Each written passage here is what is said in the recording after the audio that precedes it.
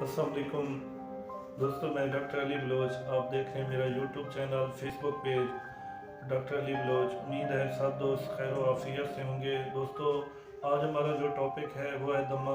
दमा के हवाले से ये अवेयरनेस देने जा रहा हूँ ताकि आपको पता चल सके कि दमा है क्या। जो दोस्त नए हैं वो मेरे चैनल को सब्सक्राइब कर दें, लाइक भी कर दें। तो दमा एक ख़तरनाक मर्ज़ है। हमारी सांस की नालियों में इन्फ्लेमेशन, सोजिश होने की वजह से और इसी सोजिश की वजह से एलर्जी काज होती है। एलर्जी की वजह से ये दमा क्रिएट होता है फिर। और दोस्तों, फिर इसी पेचीदगी की वजह से हमारी सांस की नालियाँ जो हैं वो सिकुड़ जाती हैं, यानी कि हमारी नाक की नालियाँ सिकुड़ने की वजह से सांस लेने में दिक्कत पेश आती है। फेफड़ों से एयर यानी सही मायनों में नहीं आ सकती, जिसकी वजह से फिर तकलीफ़ होती है, सांस लेने में मरीज़ को दिक्कत पेश आती है। तो इसकी आम जिंदगी में इसके सांस लेने में दिक्कत बहुत ज़्यादा होने की वजह से अटैक आते रहते हैं।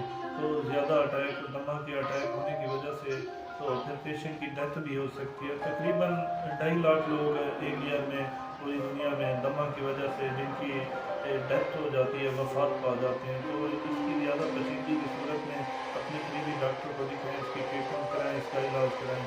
तो इसकी जो वजह बनने वाले चीज़ है वो है एलर्जी काज करते हैं। इसके जो मरकबात हैं जैसे पोलन ग्रेन, परिंदों के पर, गिरदो गुबार और डांगों से, इस तरह के आलूदा माहौल में रहने की वजह से इसके मरकबात ज़्यादातर एलर्जी की वजह से काज होते हैं। तो ज़्यादा इसकी सिम्टम्स जो अलामात हैं, पेशेंट को सांस लेने में दिक्कत पेश आती है। सांस लेने में दिक्कत पेश आने से सीटी की आवाज़, जैसे ही सांस लेता है सीटी की आवाज़ आती है पेशेंट की, यानी कि सीटी की आवाज़ जैसे होती है इस तरह फील होता है। और पेशेंट खुले माहौल में रहना पसंद करता है। लेटने से उसकी तकलीफ़ बढ़ जाती है और दरवाज़े खोल देता है, खुली हवा में रहना पसंद करता है। बुखार भी होता है पेशेंट को। छोटे बच्चों को भी ये मसाइल क्रिएट हो सकते हैं।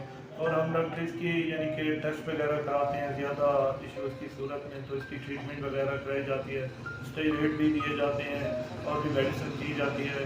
तो दोस्तों, इसमें ज़्यादा सीरियस इशू की सूरत में अपने करीबी डॉक्टर को दिखाएं। एहतियात ये करें, अपने घर का माहौल साफ़ सुथरा रखें, घर की सफाई रखें, परिंदों के पर आपके खाने में ना आए, एहतियात करें, सिगरेट नोशी वगैरह से परहेज़ करें, बच्चों को भी बचाएं, अपने घर का माहौल अच्छा रखें।